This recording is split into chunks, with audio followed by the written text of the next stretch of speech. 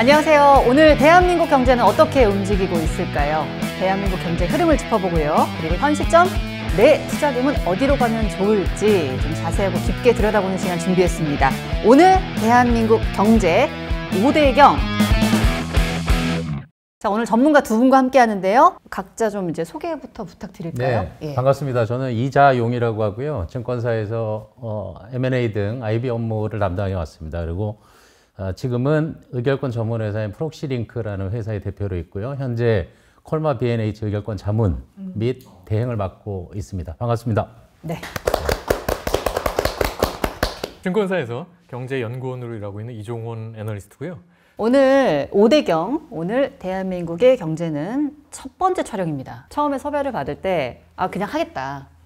예, 왜냐하면 제가 주식 투자를 또 하고 있지만 폴리오를 제가 좀 연구해 본 적도 있고. 네네. 그래서 아시겠지만 하고 있지만 잘 몰라요. 이게 방송을 하다 보면은 아무래도 좀 정보도 많이 받기도 하고 또 공부도 많이 해야 되잖아요. 그래서 저한테도 너무 좋은 기회가 될 것 같고 경제방송 보면은 너무 지루해가지고 흐름을 놓치거나 너무 비전문적인 내용이 많을 때도 있고요.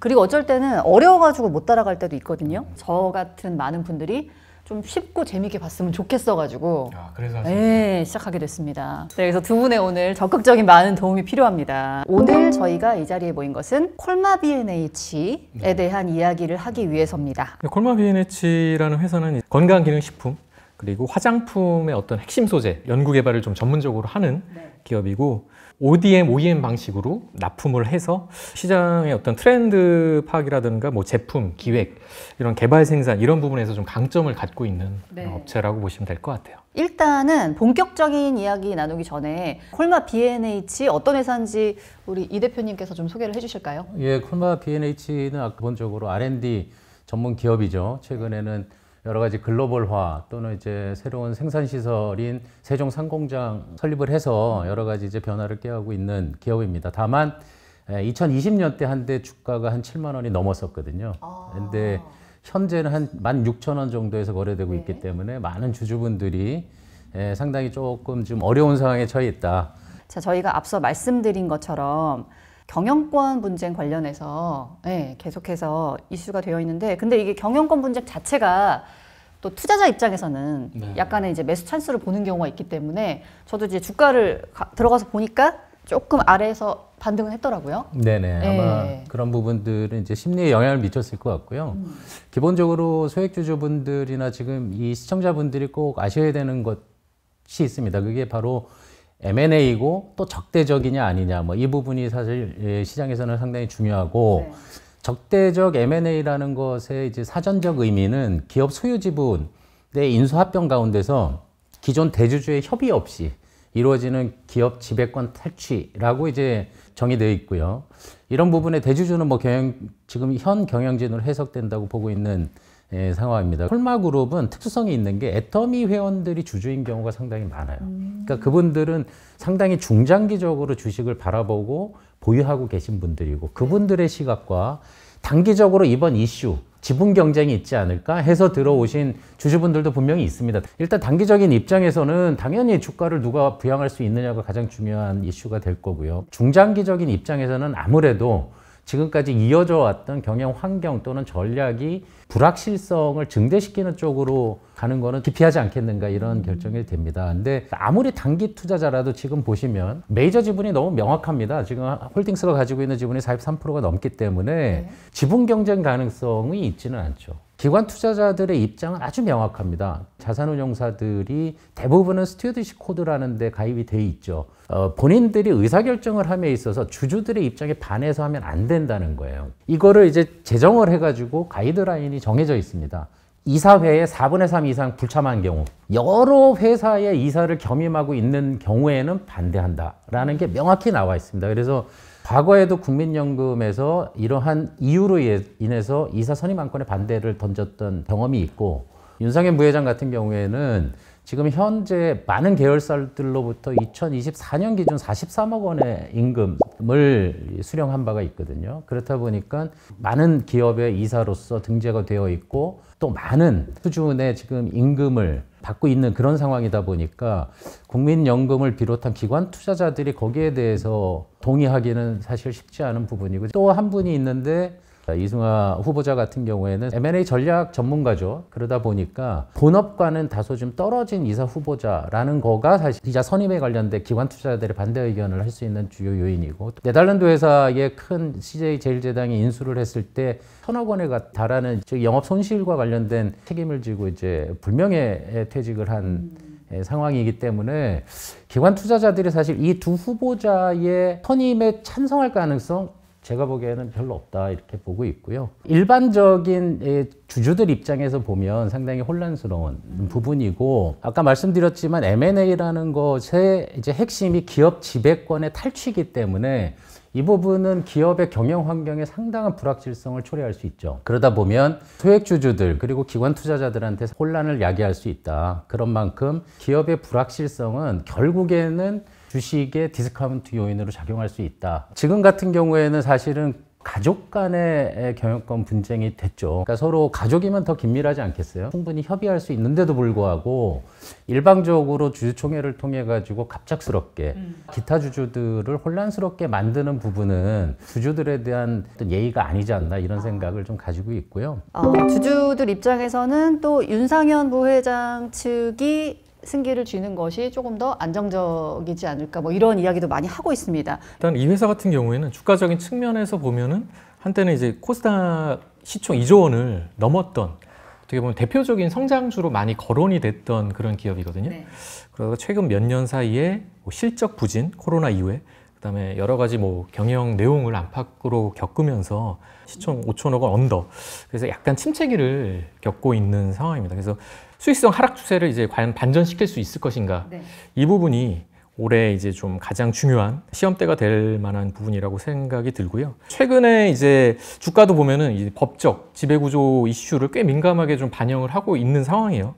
8월 달에 뭐 지분 경쟁이 본격화되고 있다, 이런 얘기가 나오면서 단기적으로 주가적으로 이제 리레이팅이 되기도 했고, 그래서 제가 볼 때는 회사의 뭐 펀더멘털이라든가 실적, 이러한 부분이 사실 가장 중요한 이제 그 주가를 바라보는 리레이팅을 시킬 수 있는 핵심 포인트가 돼야 되는데, 네. 그 부분보다는 어쨌든 이벤트별로 주가가 좀 반응을 하는 그런 양상을 보이고 있는 상황입니다. 네, 윤상현 부회장이 윤여원 대표에게 이제 경영에서 실적 문제를 이제 짚으면서 이게 시작이 됐잖아요. 실제로 매출은 증가 추세인데 영업이익이 계속 감소하는 것을 지적을 했는데, 이게 실제로 들여다보면은 공장을 증설한다던가 해외 투자라던가 이렇게 투자가 많이 들어가서 이제 그런 결과가 이루어졌다. 그래서 향후 앞으로 이게 어떻게 될지는 모른다라는 양쪽의 입장이 있거든요. 요거 한번 좀 자세히 말씀해 주실 분 있을까요? 기본적으로 실적 악화가 이제 멈춘 지는 좀 됐고요. 대부분의 투자자들은 2024년이 바닥이다라는 걸 대부분 알고 있을 겁니다. 네. 근데 다만 이제 여기서의 핵심은 뭐냐면 가업 승계와 관련된 이슈죠. 결국엔 주주 간 계약서인데 윤 회장님이 자식인 윤상현 부회장과 그 윤여원 대표에게 승계하는 과정에서 주주 협약을 맺습니다. 네. 그래서 한국 콜마하고 콜마홀딩스는 윤상현 부회장이, 그리고 네. 콜마 B&H는 윤여원 대표가 독립 경영하기로 하고 네. 계열사 정리를 해준 거고, 사실 실적과 관련된 부분은 윤상현 부회장이 하나의 인수 전략일 거고요. 네. 본질은 가업 승계와 관련된 가족 간의 계약, 주주 간 계약의 위배 여부가 아닐까 이렇게 생각하고 있습니다. 근데 실제로 매출은 증가 추세인데 영업이익은 계속 감소하는 거는 맞는 거죠? 네, 그렇습니다. 이 부분 좀 설명을 좀 필요할 것 같아요. 올해 상반기 실적을 좀 짚어드리면 1분기에는 좀 안 좋았어요. 매출액을 보면은 1,300억 이상 나왔는데 네. 전년 동기 대비해서 10% 정도 톤 다운이 됐었고, 영업이익도 36억 원 정도 찍었는데 YOY 기준으로 한 50% 이상 하락한 그런 수치였고, 2분기에는 매출은 전년 동기 대비해서 한 1% 정도 소폭 빠졌는데 영업이익은 한 30% 이상 증가하면서 오랜만에 이제 개선세를 나타냈다. 네. 특히 이제 영업이익률이 2분기에 한 6% 정도 나왔어요. 그래서 수익성이 점차 회복되는 그런 조짐을 보이고 있고, 그래서 창사 이래 이 회사가 첫 뭐 분기 배당 실시하면서 네. 투자자들에게 조금은 이제 신뢰를 주기 위한 노력을 하고 있는 건 맞다. 아, 그럼 네. 좀 이렇게 중요한 타이밍에 이런 일이 벌어진 거네요. 그렇죠, 그렇죠. 네. 그렇습니다. 그래서 향후 투자자 입장에서는 뭐 분기별 실적 추이가 굉장히 중요할 것 같고 회사가 또 ROE 영업이익률이라든가 이런 부분을 개선하겠다는 목표치를 얘기를 했거든요. 그래서 5%에서 10% 정도 상승시키겠다, 밸류업 시키겠다라는 그런 목표치를 또 천명을 했기 때문에 그런 부분에서 뭐 주주 환원 정책이라든가 이게 실질적으로 이제 어떻게 이어질지 이런 부분들을 좀 집중해서 봐야 될 것 같아요. 네, 지금 이런 비슷한 사례가 지금 너무 많았죠, 과거에. 많죠. 예, 많이 있습니다. 예를 들면 고려아연 같은 경우에도 경영권 분쟁 과정에서 있었던 지분 취득에 대한 경쟁으로 인해서 주가가 급등했던 네. 사례가 있고 급등했을 때 올라가는 건 좋겠죠. 하지만 이슈가 끝나면 의결권이라는 건 하나의 옵션과 마찬가지거든요. 그래서 기한이 있고 주총에서 의결권이 행사가 되고 나면 그 다음에는 옵션이 없어지는 거기 때문에 그 다음부터는 주가 하락은 뭐 뻔한 거 아니겠습니까? 저는 좀 투자자 관점에서 더 궁금한 점을 한번 어느 쪽이 승기를 잡느냐에 따라서 주가 전망이 좀 달라질 이런 부분들. 예, 맞습니다. 네, 그런 것도 좀 궁금하거든요. 아무래도 우리나라는 재벌 그룹들이 이제 그 경영인 체제를 유지를 하는 그런 습성이 있기 때문에 승계 합의에 대한 좀 해석 충돌이 간간히 있는 것 같아요. 네. 콜마 비엔에치는 이제 따님이 지주 한국콜마는 이제 아드님이 이제 맡기로 한 합의가 있었다고 이제 네. 주장을 하잖아요. 합의가 그런데 있었던 것 자체는 인정하는 그쵸, 거 그쵸. 아닌가요? 맞아요. 모두?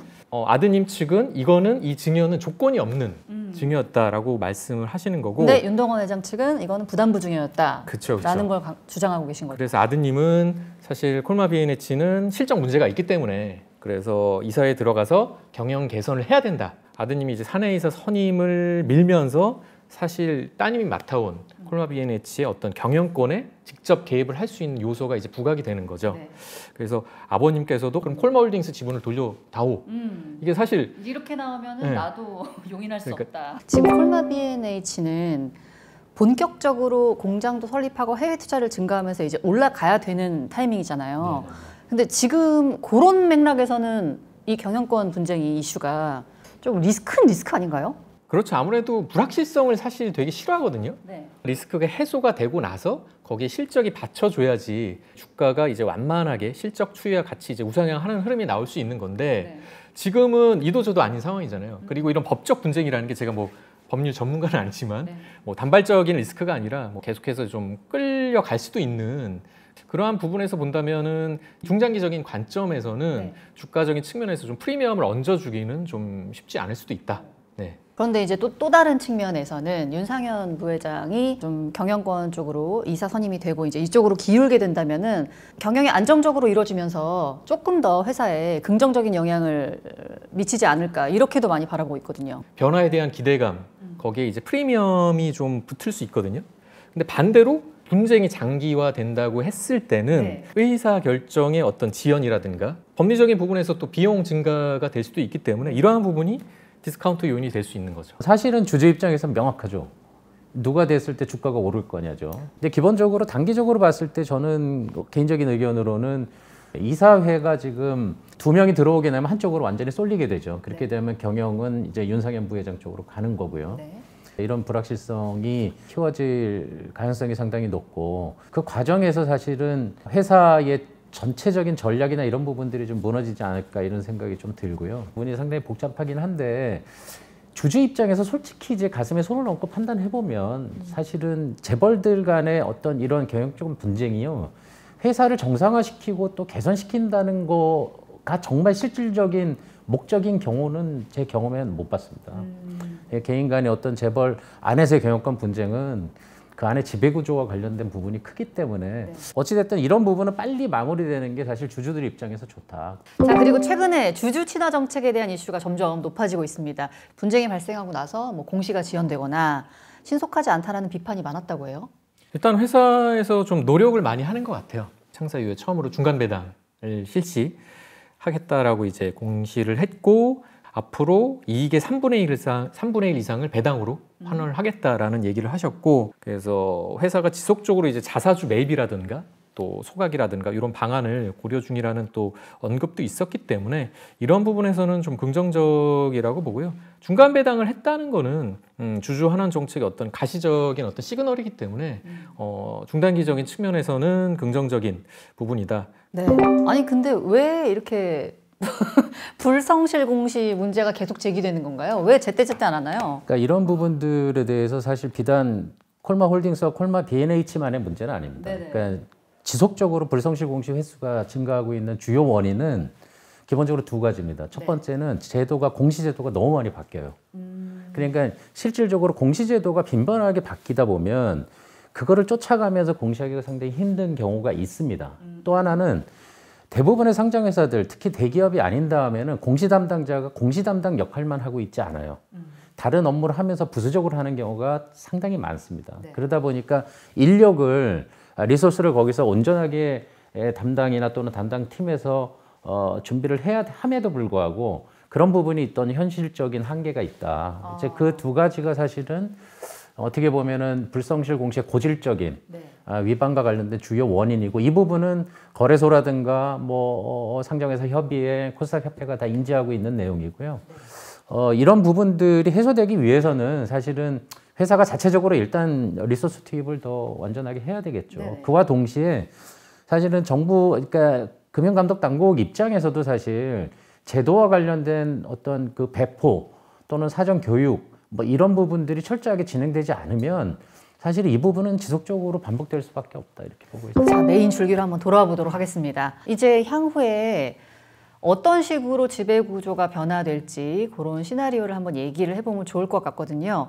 투자 플레이어들 입장에서 몇 가지 이제 시나리오를 좀 생각을 해봤습니다. 그래서 말씀을 드리면 이제 첫 번째 시나리오, 그 윤상현 부회장 측의 선임 안건, 사내이사 선임 안건이 만약에 통과가 된다면은 경영 참여권이 강화되면서 일단 사업 전략 자체가 재편되지 않을까, 그렇게 생각이 되고요. 투자자들 입장에서는 혹시라도 그러면 이제 경영 효율성이 더 제고될 가능성이 있지 않을까, 이런 기대감을 좀 가질 수 있을 것 같아요.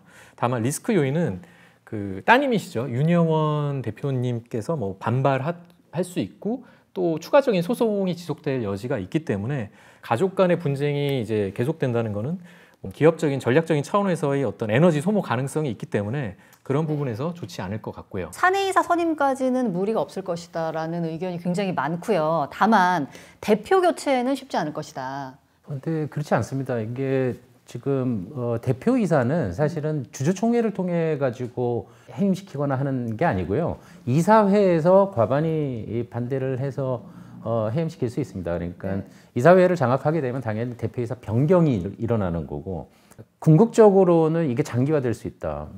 장기화된다면 결국에는 아까 이 애널리스트님이 말씀드렸다시피 그거는 이제 회사의 어떤 에너지 누수로 갈 가능성이 높고, 이게 장기화될수록 주주 입장에서 좋을 거는 없다, 이렇게 보고 있습니다. 자, 이제 9월 26일에 임시주주총회 결과가 가장 중요한 부분이 될 것 같습니다. 어떻게 바라봐야 될지 한 말씀씩 정리를 해주신다면. 지금 시청자분들한테 좀 부탁드리고 싶은 말씀은, 앞으로 이런 상황이 꽤 많이 벌어질 수 있다. 주주들이 의사결정을 하는 가장 큰 기구가 주주총회입니다. 최근에는 전자투표가 활성화가 많이 돼 있거든요. 그리고 이제 2027년 1월부터는 전자주총이 이제 또 큰 기업들은 의무화가 되기 때문에 의결권 행사에 대한 문턱이 상당히 낮아졌습니다. 그래서 조금 더 관심을 가져주시고, 주총에서 이루어지는 모든 안건은 가장 최상위에 있는 의사결정이기 때문에 이 부분 절대 놓치지 마시고 의결권 행사에 꼭 참여해 주셨으면 좋겠습니다. 네, 뭐 저는 두 가지, 가족 간의 경영권 갈등까지 좀 적용이 될지 이 부분이 이제 초미의 관심사가 될 것 같고, 26일 이 주총이 좀 이사회의 구도를 실질적으로 이제 바꾸는 변곡점이 될 수 있다는 측면에서 좀 투자자분들의 많은 좀 관심을 끌 것 같고요. 두 번째 관점은 이제 기업의 펀더멘탈적인 측면에서 좀 말씀을 드리면은, 과거에 이제 10%대였던 영업이익률, OP 마진을 좀 회복할 수 있었으면 좋겠고요. 경영권 분쟁이 좀 원만히 해결이 돼서 좀 오너십 리스크가 해소가 되면서 좀 주주 환원 약속, 뭐 배당이라든가 이런 부분이 좀 이행이 착실히 된다면 투자 심리가 중장기적으로 개선될 수 있을 거라고 생각이 듭니다. 자, 오늘 뜨거운 감자인 콜마 B&H 관련 이야기 나눠봤습니다. 저희가 첫 촬영이라서 좀 오래 했어요. 네. 네네, 오래 했고요. 힘들어. 지금 집에 가고 싶다고 중간부터. 시작은 약간 좀 이렇게 빠르게 가지 못하고 어려운 얘기를 좀 많이 나누다 보니까 뒤뚱뒤뚱거리고 좀 그런 게 있었던 것 같습니다. 하지만 앞으로 한 해 한 해 거듭하면서 조금씩 다듬어 나가는 그런 모습을 보여드리고 싶고요. 자, 두 분 감사드리고요. 지금까지 오늘 대한민국의 경제는 오대경이었습니다. 다음 시간에 만날게요. 고맙습니다.